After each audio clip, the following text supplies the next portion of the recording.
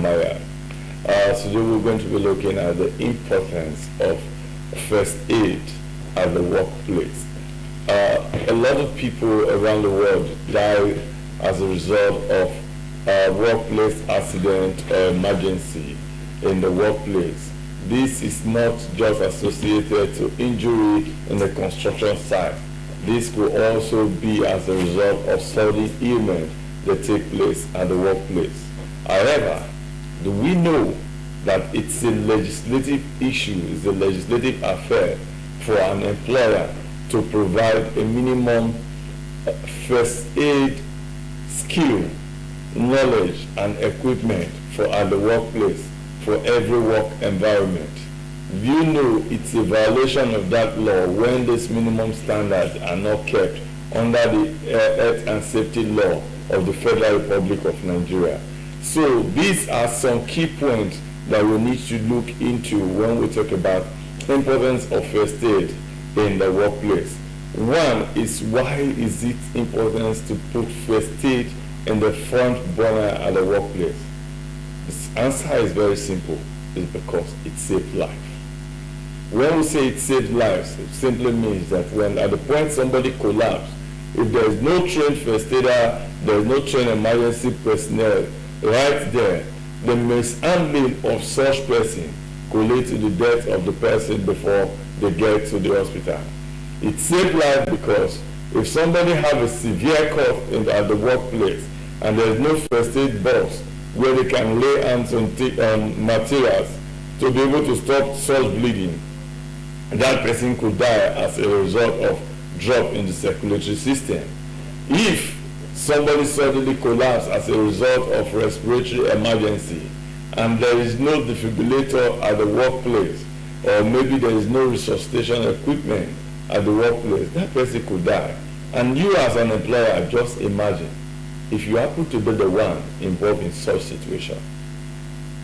Are you ready to lose your life just because you did not put first aid at the front burner of your workplace environment? The second key point we need to know is that you go against the law of the Federal Republic of Nigeria when you don't have first aid regulation and equipment at the workplace. It's a recommended issue that 25% of personnel working in every environment, in every workplace, must be trained in first aid as enacted by the law of the Federal Republic of Nigeria. Do you keep this law? Do you know if the government come against you under the violation of this law, your establishment can be shut down?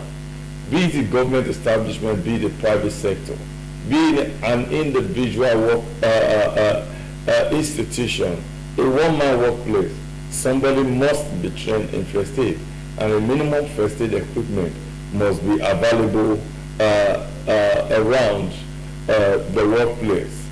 What are the key points for you to know about the importance of first aid in the workplace? Is the guidance.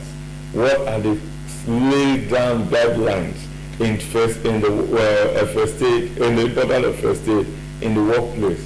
One is the minimum standard first aid kit. The minimum standard first aid kit is a box that should be placed visibly in every building in the workplace.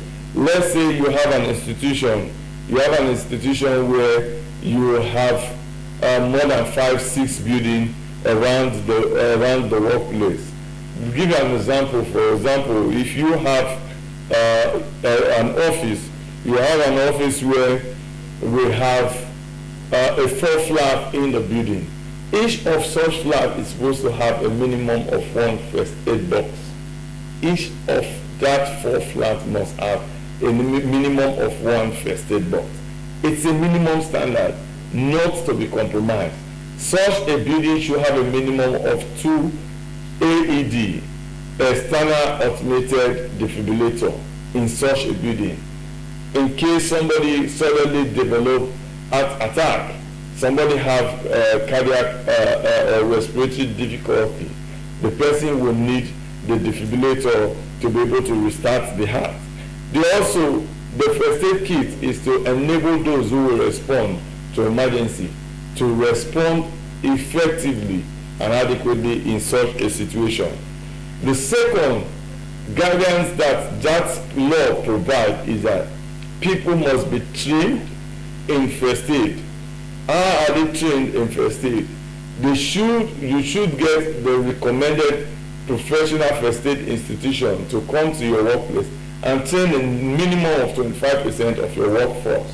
Why did they put minimum of 25% of your workforce? It means that there should be one first aider for 3 persons in that work environment. That is the meaning. So if you are you as an employer don't have this minimum standard, this guide put in place, then you are violating and you are putting the life of your workers at risk. So they should be trained and certified for them to be able to render first aid, to be able to save lives. Why do we talk about training and certification? Everybody can be a first aider, but everybody is not a skilled first aider. Somebody needs to be held responsible for professional duty. And if you do the wrong thing, if people do the wrong first aid, somebody will die. But if somebody is well trained, skillfully, and certified, it means that that person have the license to be able to save lives. And within the space of few time, we're beginning to see people getting attracted to being trained in first aid.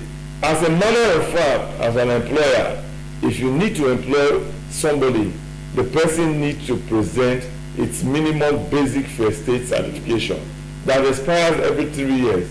An employer needs to put that as one of the criteria of employment document, that the person must have undergone a first aid training before you employ such person.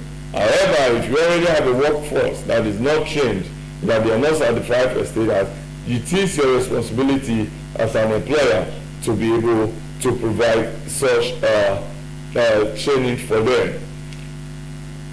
The next guidance as placed in the law says that we must have regulated first aid equipment and facilities in your workplace. What do we mean by that? It's one, you need to have a sick bay. A sick bay is a designated room designed in every workplace for somebody who's suddenly fallen ill to be able to take a recess, to be able to relax. Probably the person just developed fatigue.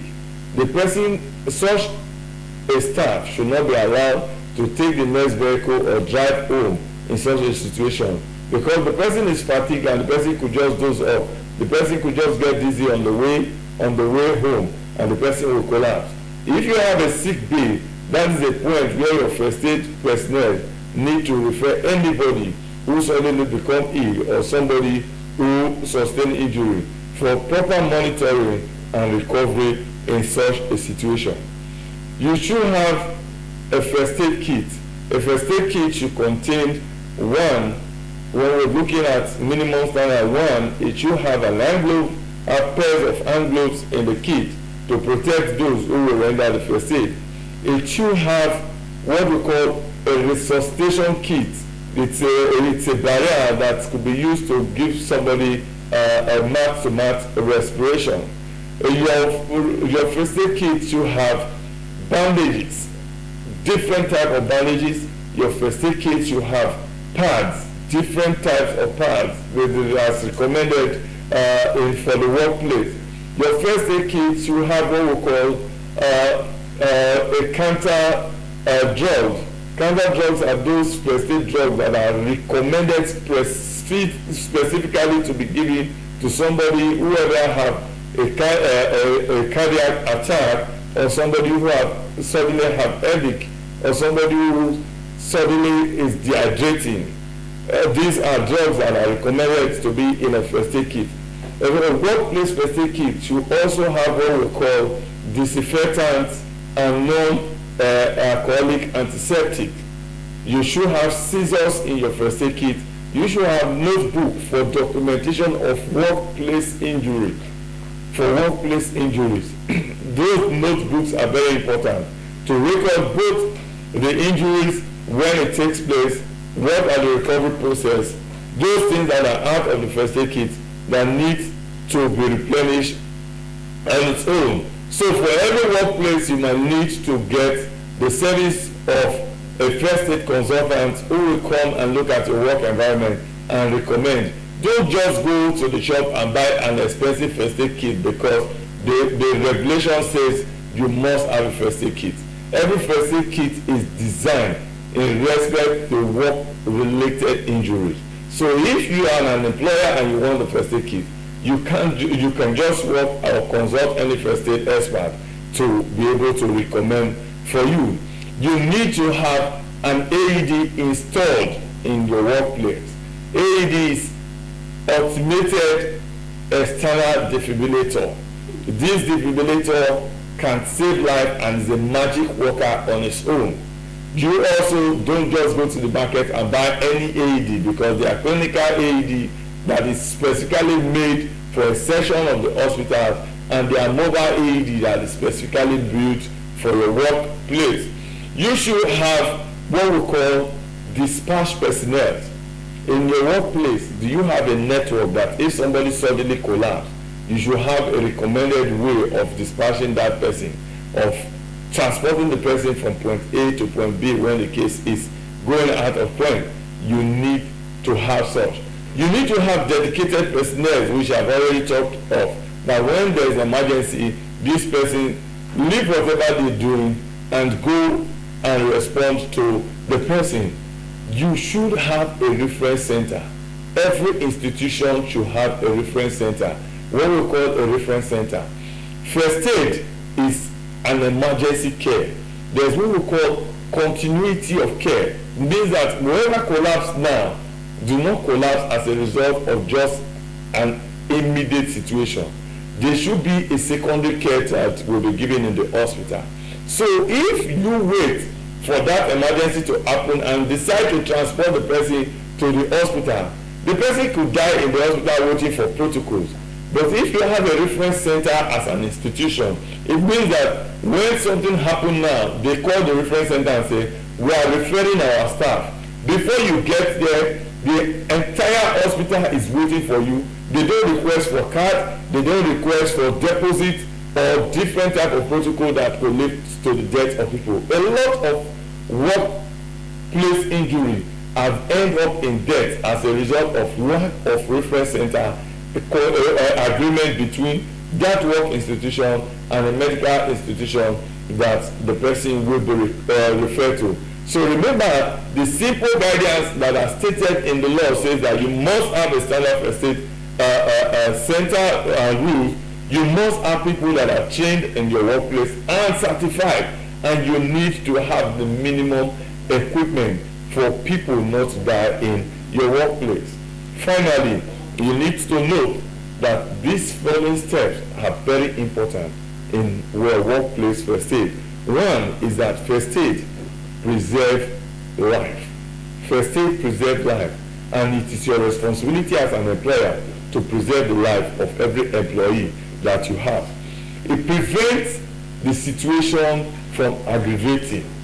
Once you give first aid, it means that the situation becomes low. I always tell people, one common thing that has led to the death of every person in time of emergency is the mismanagement of his own.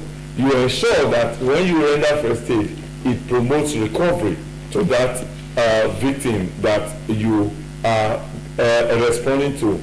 Every first aider should take appropriate action with confidence, serious confidence in his own.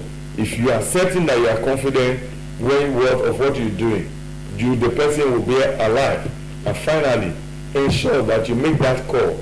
If you are confused, make that call to the medical expert that will guide you. With these steps, I'm sure that you recall that it is important to have first aid in the workplace, and first aid in the workplace will reduce the loss of life for employees at the workplace.